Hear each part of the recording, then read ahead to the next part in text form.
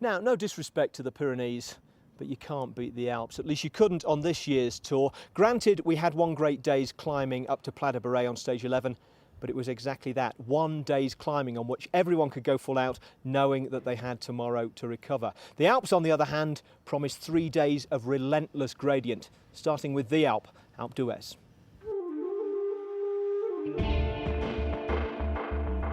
45 minutes of lactic acid overload measured out in 21 hairpin bends. The Alpe seems to have been around forever, which of course it has, but it was only added to the cycling map of the world in 1952, when Fausto Coppi claimed it for Italy.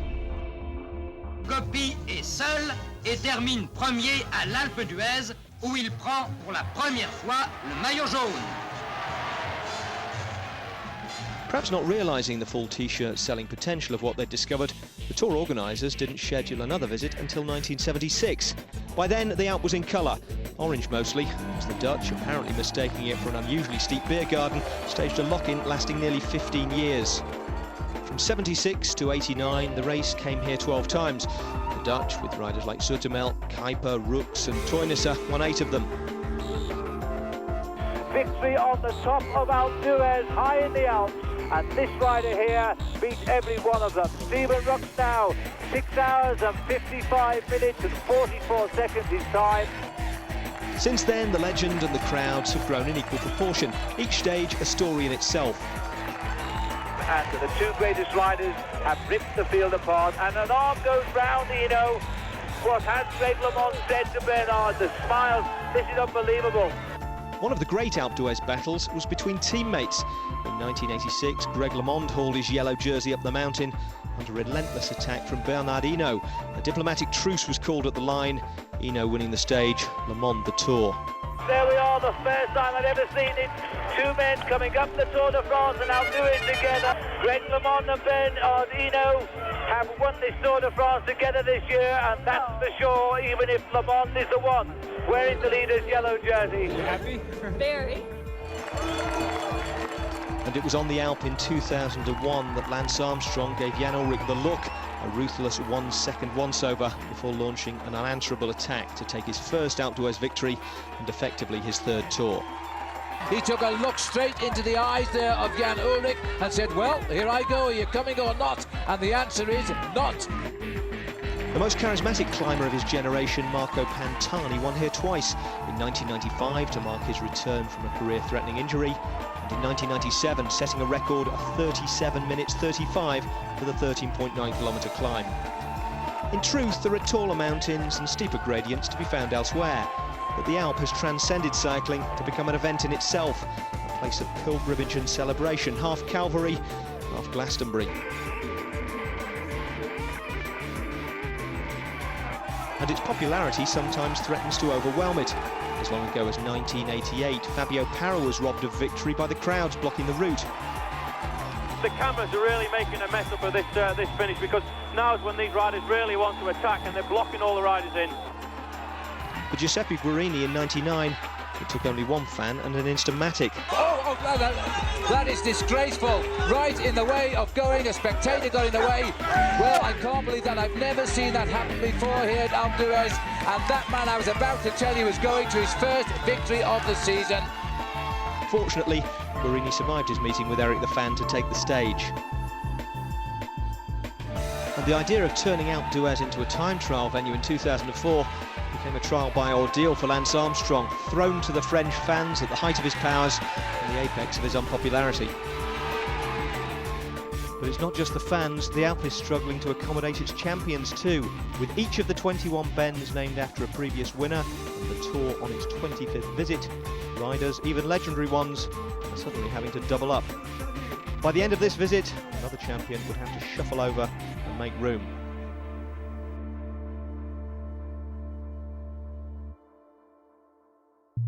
The first climb of the day is the giant Col d'Izoard, 2,360 metres at the summit.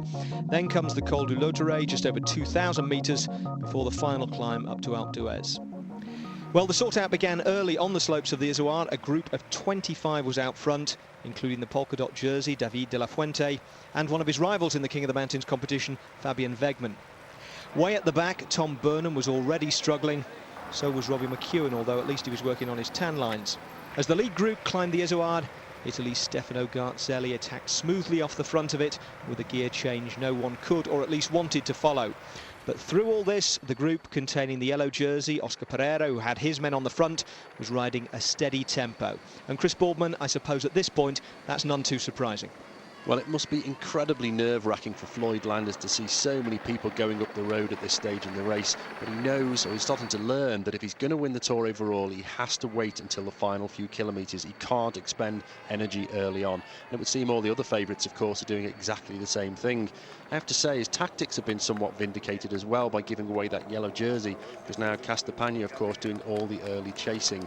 The really important bit for him is that he makes sure he gets to the last climb with all the favourites around him. It's a race within a race. All of the GC contenders are going to watch and test each other while the others can go and dispute the stage. Well, Garzelli was caught on the descent of the Izoard, and after a cataclysmic burst of rain as they came down the Col de Lauterre, that lead group of 25 is all together approaching the Alpe. The bunch containing the yellow jersey and all the contenders for it are just over 4 minutes back. That's it. 0 kilometres, and that is now the start of the Alpe. L'Alpe d'Huez, and here's the first move. Patxi Millar moves over to the front, sets the pace over the first few hundred metres or so, dancing out of the saddle. There is Jens Voigt in second position. There you can see, moving up there as well was Axel Merck. Zabriskie, well done, job done for him. 14.3 kilometres to go to the finish. Cunego in the middle, Hincapie just sitting in the back. Must be a bit strange for George Hincapie this afternoon. And Sylvain Chavanel, can he do it for France? He's decided, he's been so close to the victory. Now he's decided to take the big risk here this afternoon as he accelerates. Chase is being taken up by Ruben Lobato there in the yellow of Saunier Duval. He now knows that this is important. Stefano Garzelli also taking the pace up. Job done for Jens Voigt. He's just going to try and survive on the slopes of this climb. Patxi Millar set it up for his teammate. Now he too can only hope to survive, and he has gone to the back. Chavanel. Right up there is Ruben Lobato. Stefano Garzelli in third position. Frank Schleck is right up there too. This is the damage being done at the back of the group. One by one, these riders will be eliminated. Jose Luis Arrieta, Inigo Landaluz going backwards. Next, it's going to be big Axel Merckx. He'd been hoping, nurturing a chance of getting the victory for Belgium here this afternoon, but that's not going to be the case either. Well, there they are, there under the banner now, and this is the big launch here. And they're going to launch their men into the race, and then it becomes the battle of the challengers at the back, as Cunego here is trying to break this field up quickly. Garzelli with a man running alongside, just looking who he's going to take up. This is a big move by Damiano, and it's Lobato who's trying to go with him without offering any pace. Not offering any pace at all, he's just responding to those moves. Frank Schleck coming across there, the rider from Team CSC. Eddie Mazzolini has seen the danger too, and he too is moving forward. But look, this is almost like a bunch sprint coming to the first few meters of Alpe d'Huez. Goodbye, Gonchar, well done. Let's hope that your man can come up with the goods this afternoon. Fletcher swings off as well. Oh, it's so hard to climb the Alpe. You see the faces of those riders here. This is Sylvain Chavanel. He had a show of defiance, but I think he's paid the price straight away on the slower slopes. And George Hincapie and Garzelli here, they're going to have to try and recover. Been a problem here at the back. Samuel Dumoulin there has given a bike away to Dessel. Dessel must have had a problem, must have been a mechanical problem there, and he's got to get himself back into this race. He mustn't panic, you know, Phil, the race is literally splintering at the moment. Cyril Dessel in third place overall at the start of the day, just 8 seconds behind Floyd Landis. Chain off. And it was the rear mechanism, I think, had actually caused a bit of a problem there, and he's trying to get the chain back on. He's going to have a hard chase. Well, that's bad luck too, because Dessel an outside chance of a high finish, but there was a bit of a bad luck situation. Look, he had Samuel Dumoulin right there. Now is David de la Fuente. Is this the end of him on the climb of the big mountain? He'll keep his lead in the polka dot jersey. They are going up this mountain like it's a flat road here. There are 5 riders, and Frank Schleck is trying to repay his teammates there as he sets the pace with Rubens Lobato. And just behind him, Eddie Mazzolini. I can't believe that. And David de la Fuente is not going to give up. He's trying to fight himself back into this leading group. Eddie Mazzolini has had a terrible start to the Tour. Philly was at the back throughout all of the Pyrenean stages.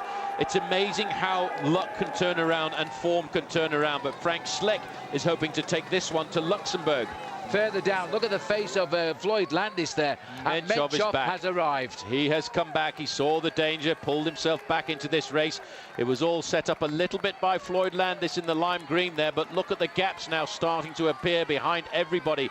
Cadel Evans saw the danger. He looks very comfortable up there for Australia.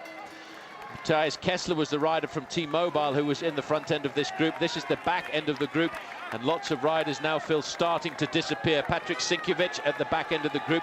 These are riders who have been left behind on the early couple of kilometers of the Alpe d'Huez this afternoon. There's the yellow jersey. Yes, but where is he on the climb? He's got to lose a minute 29 to the man who's only just ahead of him around the corner just now is Floyd Landis. So he hasn't lost the race lead yet on this first of 3 days in the Alps.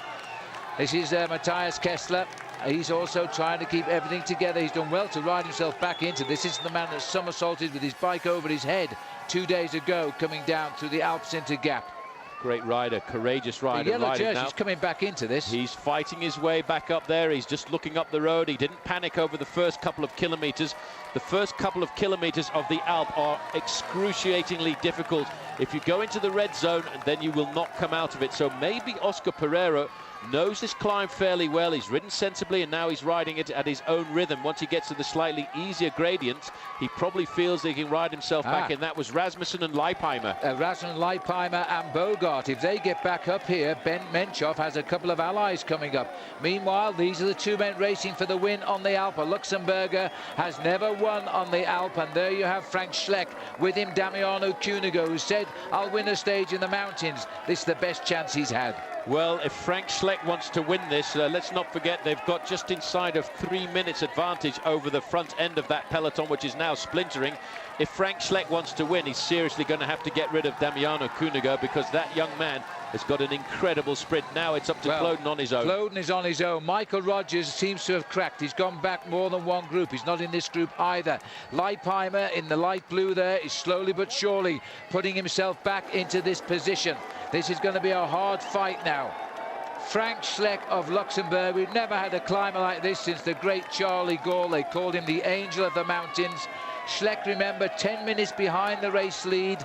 I think soon we'll discount Pereiro. Schleck is getting himself up into the leaderboard of this race if they don't catch him. Eddie Mazzolini, where's he found his legs from? He's racing across the Gap. Well, he's found his legs because this is a legendary climb. Everybody wants to win on the slopes of the Alpe d'Huez if they can. And Eddie Mazzolini here, number 25, is riding himself back to the lead. We're going to see a three-man leading group in a couple of moments. Just have a look at the average speed, though. 14 kilometers an hour. 8.5 miles an hour is all they are doing on the slopes of this climb. That gives you an idea of just how steep the gradient is. Well, Eddie Mazzolini has won only 3 bike races this decade, and he's now suddenly gone from a disaster in the Pyrenees to a man who's catching the lead, as Menchov has cracked again. And that is great news for Leipheimer now. But did you see who cracked him? It was Jens Voigt who cracked him, and looks to me as if Floyd Landis has now decided, I'm off on my own here this afternoon. I am going to try and ride this Alpe d'Huez à la Armstrong. This is why the big challengers of the Tour allowed the break of the day to run the mountains. They had decided it was man against man on the Alpe d'Huez climb. This fabled climb, Floyd Landis now is trying to distance all of his nearest challengers. He could well be racing back into the Maillot Jaune. What a couple of days that's going to give him through the Alps. Every flag of Europe waves here, and Scandinavia, the Norwegian flags, the German flags. As they watch here, the leaders, Frank Schleck, Cunego, Mazzolini, and the only man who's gaining real useful time is Frank Schleck at the moment, but they are coming on the mountain. The strong men of the Tour de France are climbing. Landis, for the first time, is looking as though he's reaching the red zone on that bike, as we now see Arrieta disappear by. Landis looks across. That big breakaway is being dropped away now. As you see, Landis looking for help here, and Cloden will give it. as they race away from the camera. Landis and also Kloden. Look at this. Sastre is closing, and so too Levi Leipheimer. Leipheimer looking very comfortable, must be ruining the day that he had a bad performance in the individual time trial, ruining the day that he cracked a little bit on the first Pyrenean mountain stage, but since then he really has looked like a real solid leader of Team Gerolsteiner. Jose Luis Arrieta having a chance to see the big leaders of the Tour de France fight it out, but I think, Phil, in a couple of meters time you'll see Carlos Sastre and Levi Leipheimer back with the two men, Kloden and Landis. They've made a sensible climb, hit the red zone, slowed down, got back in the blue zone and recovered, and they've kept a rhythm, and they are coming back. And when they do come back, and this is one of the teammates now of, looks like it might be Axel Merckx dropping back from the breakaway. It is. Merckx had a great ride today nonetheless. Well, this could actually tilt the scales a fraction, because he is going to get picked up. Look at him looking over his shoulder. Real pro. This is a real professional move. And that is why it's always good to have a teammate in an early breakaway like that, because as we saw Jens Voigt pull himself inside out a little earlier for Carlos Sastre, we are now going to see Axel Merckx, and I hope Axel's got something left in the engine room, because he could then be a great ally for Floyd Landis for the next couple of kilometres. The four senior men of the Tour de France here now. Andreas Kloden, best place number 71 is Floyd Landis. So Carlos Sastre is here. Leipheimer is here. They've got rid of Menchov. Look at this, Landis is going. Goes, so he's going, he's seen his man. He's seen his man, and he's going to try and shout, Axel, go! Axel, go! Because he wants to try and take him clear. This, and he's shouting. You can see his lips moving here, as Axel hasn't realised he's come to him. As they now try to open, look at the effort now of Axel Merckx, giving him the bottle, giving him all he can. He's going to pace him, but look at the face-off behind, because Sastre's bridged the gap. So too has Kloden. Where's Levi? Levi's in difficulty with that little acceleration, but you mustn't panic. Ride at your own rhythm. Keep the revolutions at around about 4,500. You can hear the turbo starting to kick in, and he should be able to ride himself slowly but surely back to that group of four men. But it's good for Floyd Landis now to have a teammate alongside him. Little bit of a misunderstanding between the two of them there. I think he came back to Axel Merckx just a little bit too quickly. This is the face of Michael Rogers a bit further down. He was with the lead. He's in a little bit of trouble at the moment. Michael continues to climb here. There's the maillot jaune. Oscar Pereiro living through the hardest days of his career. He has to finish within a minute 29 as Parra also drops away there from Cofidis. Look at the crowds here. We're heading up towards the village of Uez. There's the Alpe on front, and these are still the three leaders on the road. Two of them joined by Mazzolini. Well, the group behind Landis and Kloden and Leipheimer are now at just 1 minute and 50 seconds to these three leaders. On the front, Frank Schleck, followed by Damiano Cunego and Eddie Mazzolini. If you think the sport of cycling is losing its popularity, I think this crowd on the Alpe d'Huez this afternoon blows that theory out of the water. This is Floyd Landis, grateful for the fact that Axel Merckx in the breakaway has now come back to him here. Merckx has given away his bottle and he's prepared to pace him for as long as he can, just to give him a little bit of rest. I don't think they can bridge a nearly 2-minute gap to those three leaders, but this is where the Tour de France is being decided. And Landis is top of the class right now.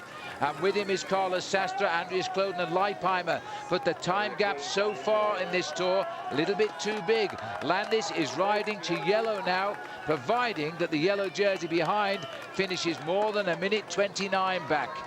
Look at the face of Axel Merckx there. He now knows that he's doing something very special for his teammate Floyd Landis, and he was thinking about this all day when he was in the breakaway. This is Christophe Moreau, second place Frenchman at the start of the day, but we have no idea at all where Cyril Dessel, third overall at the start of the morning, is, because he had a mechanical incident right at the very start of this climb. It looks as if Christophe Moreau is having a leg incident. There's an attack by Kloden. Look at the grit of the teeth by Landis. Another answer here. Big effort by Kloden, and I don't think there's much of an effort by Landis. He seemed quite cool. Now they're getting rid of Mazzolini. If you won't work with us, we're leaving you behind. Damiano Cunego wants this afternoon. He doesn't want to drag anybody to the finish line at the end of today's stage. Andreas Kloden now knows that he's got a little bit of a gap, but just a little bit further back. Dennis Menchov is climbing himself back into this race with Cadel Evans on his wheel. The leaders now, Phil, are going through the 4 kilometre to go point. Nobody into this Tour de France who will give up. These boys are fighting to the limit today. This is a superb battle of the Alpe. well justifying this great mountain in the fabled history of this race. They're going one-on-one at each other here. Just who is the strongest of this race? Because they're going in tandem. We've got Kloden and Landis, and coming back to is Sastre. What's happened to Leipheimer? He's going to pick up Menchov and Cadel Evans in a moment. Well, Sastre is riding the best that he has ever ridden. There you see the King of the Mountains, David de la Fuente. He also now has been caught and passed by these men who are eating into the advantage of the two leaders, I should say, Cunego and, of course, Frank Schleck. Pulling himself back in here, and I think in fact Menchov is now starting to drop Cadel Evans, because Menchov now making his own way through the crowd just in front there in the orange and blue. And Merckx has gone back behind Cadel Evans. Menchov has suddenly found a reaction Cadel had no answer to. Cadel is going to have to carry on the fight slowly but surely to the summit. Two leaders again, the two men who started it all, Cunego and Frank Schleck. Sastre's uncoupled again. That sudden acceleration has hurt, and he's gone back into the red zone. Well, the kilometers are now ticking by, and it's a horrible thing if you're in a situation like this, because if you look up to the right, you can see the chalets up above you, and that is where you still have to go. These riders are not doing very much more than about 8 or 9 miles an hour on the slopes like this. But Kloden is doing everything he can. He knows he has to put time between himself and everybody else in this race. He's trying to overtake Dennis Menchov, but Menchov may well be the rider who's actually digested this race the best, because he's pulling himself slowly back into it. Well, he's got a bit of a fight on his hands yet. We're up into the gardens and the beauty of the Alp itself with the leaders now. They are catching them, Landis and Kloden, but I don't think it's fast enough. These two riders are racing for bigger fish to fry now. They want the win in the Tour de France. Landis has controlled the German, and controlled him well, because the German has lost time to Landis so far, and he's gaining nothing on Landis right now. Well, the yellow jersey, they're stopping the cars there. There you can see Sastre trying to keep himself in contact, but the yellow jerseys group, I think, is also starting to move up through this field this afternoon. The next man we should see appear is Dennis Menchov, and there he is. Menchov continues to ride an up and a down tour. This is now a breaking out into the open top. It's not a plateau at Alpe d'Huez. It climbs right across the square, right to the finishing line, where your helpers wait to catch you. 3 kilometers to go now. They are closing in, Landis and Kloden, but can they bridge a minute and a half before the finish? I don't think so. One of these deserves victory. Well, these two men are seriously class riders. They're both young riders. These are the riders of the future. Frank Schleck, the winner this year of the Amstel Gold Race. Alongside him, Damiano Cunego. Cunego said he was going to win a stage here in the Tour de France, and what a stage that would be if he could. Dennis Menchov mustn't panic. The Tour de France is not going to end here this afternoon. There are still two very difficult days to come, tomorrow and the next day, but he must get himself into a rhythm, try and ride himself back into the race. Alpe d'Huez, the riders are coming into the outskirts of town, but Phil, there's still an awful long ride to the finish. They've still got to make a few more twists before they cross through the shopping area and across the square here. These two are drilling into the road. They're closing in with every pedal rev on the two leaders. And look at all of the work is being done by Kloden. Why should Landis help? He's ahead of him in the overall classification. Why should he just not follow him to the line? That's the way it should be. That's the pressure. Kloden looking over his shoulder, but credit to Andreas Kloden. He's not expecting any help either. He is not expecting any help. He knows he has to get rid of Floyd Landis, who wants to win the Tour de France this afternoon. Menchov's face tells you how hard this climb is. Race situation, the summary at the moment. Frank Schleck and Cunego leading ahead of Eddie Mazzolini. The next two men on the road are these two men, Kloden and Landis. A little bit further back, Merckx, and a lot further back, this man here, but he's now got his teammate Rasmussen. This might be the turning point. Well, this guy can climb.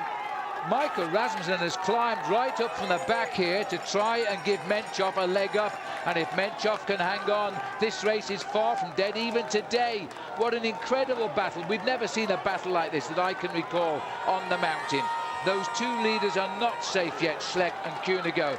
And Kloden is riding. Here's help falling back because Mazzolini now. This is incredible. How many teammates are there that keep falling back, looking for their team leaders, giving them all they can till they can't give them any more? He will feel a boost to his morale now, Andreas Kloden, to have Eddie Mazzolini alongside him. The distance between the two leaders and the group Kloden-Landis is now just down to 1 minute, and it's a further minute back to the yellow jersey. He's still holding on to his overall lead, but it is oh so very precarious in the final couple of kilometres. No one has saved anything for the 2 horrendous days ahead in the Alps. They are giving everything today, and the Maillot Jaune is still there. Schleck has gone. This is a huge effort by Frank Schleck to win for Luxembourg. In the true tradition of Charlie Gall, he's grown his wings, and Frank Schleck has cracked Damiano Cunego. Well, he knew that the only way he could win the stage was to get rid of Cunego, because Cunego is the fastest sprinter of the 2 riders, and he really is floating away. That is an effort. That's a huge effort.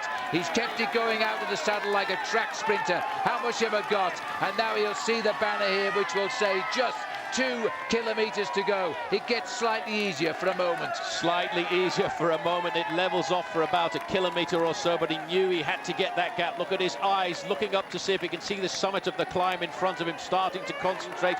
But Cunego will not give up. Cunego may well have the chance to recover when we get to the flat part of this course. This man now must consolidate on his lead, but we're picking up all kinds of riders here. We've got Eddie Mazzolini pacing Cloden, pacing Landis. Ruben Lobato is there as well. These are boys that were up front are coming back one by one. Come here, Dennis, take a drink, keep going. I'm afraid Denny Menchoff suddenly has really hurt himself now. Nobody has saved anything for the next 8 passes that come in the next 2 days. Let's not forget that there is tomorrow, and there's the day after tomorrow, which is going to be absolutely horrendous on the slopes of the Alps here. We're looking a little bit further down here, the yellow jersey. He's caught up with the polka dot jersey. Simone has come up from nowhere as well, showing the signs that he's recovering for the mountains. Maybe a win for him in the next couple of days. Cadel Evans is locked in with the Maillot Jaune. The Maillot Jaune, if he loses the lead tonight, he'll still be a challenger. He will still be a challenger because he's ridden superbly here on the slopes of the Alp. Eddie Mazzolini now tapping out the pedal revs for his teammate behind him there, Andreas Cloden.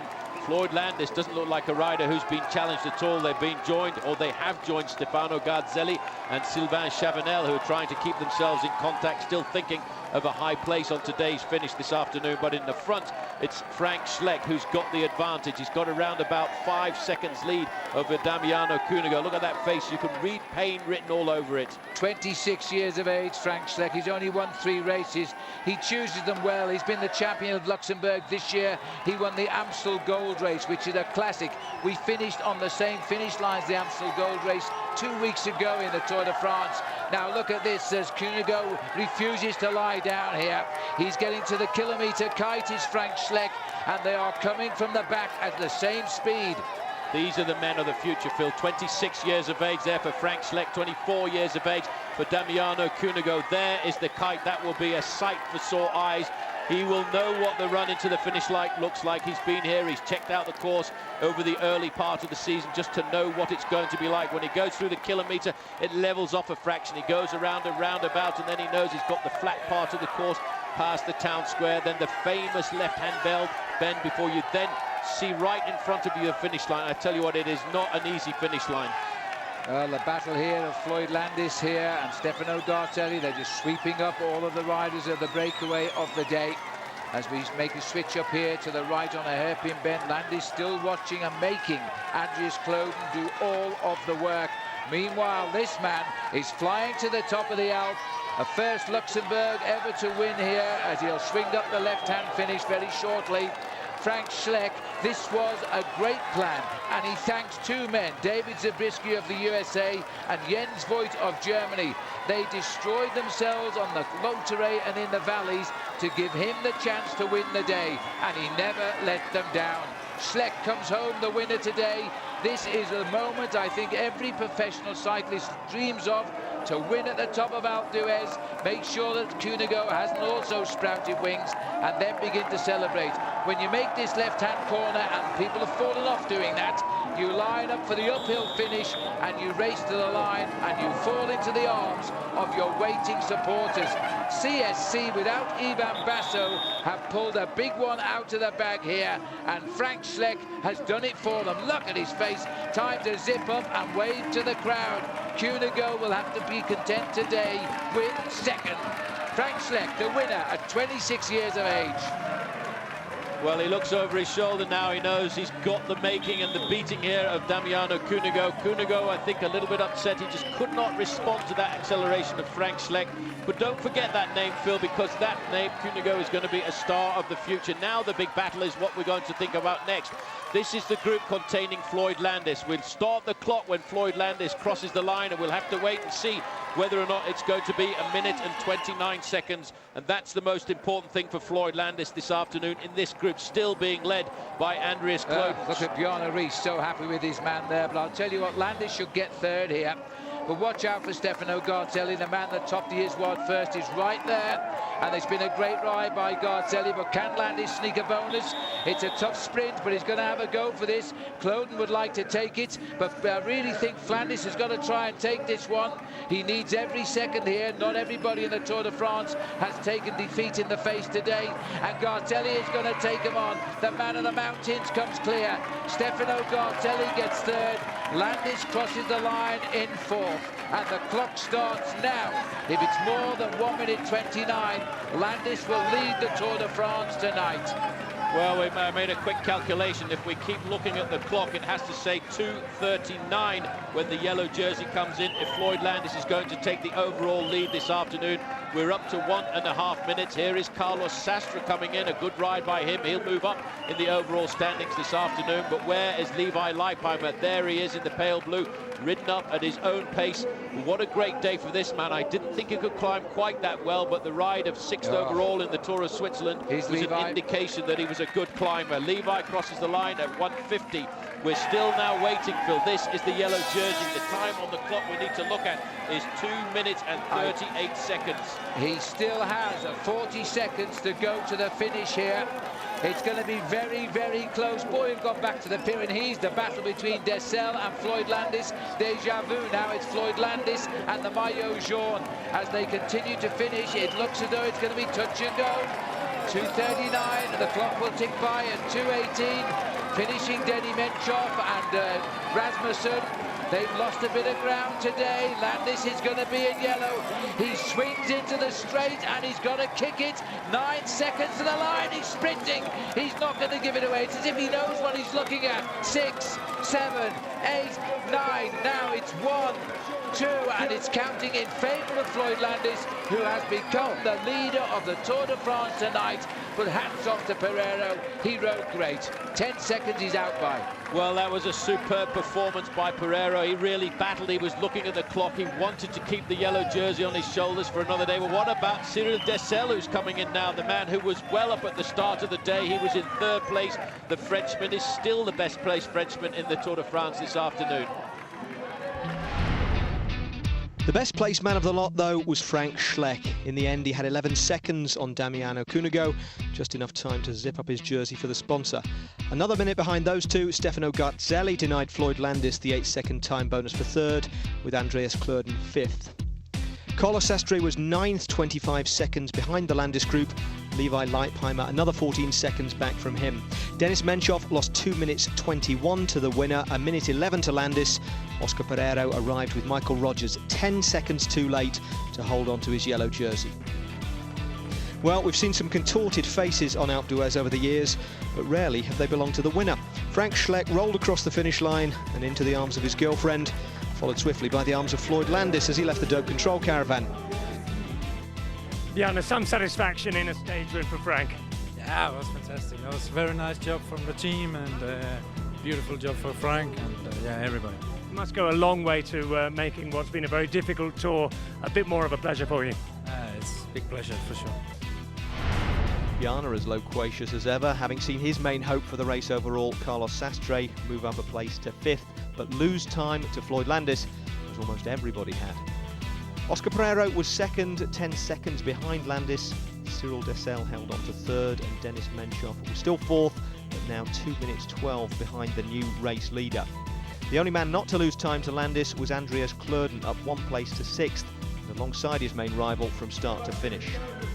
Well, having given it away once, he wouldn't be looking to do it again. Floyd Landis' aim now just to keep the jersey until Sunday, and all he really needed to do to achieve that was defend.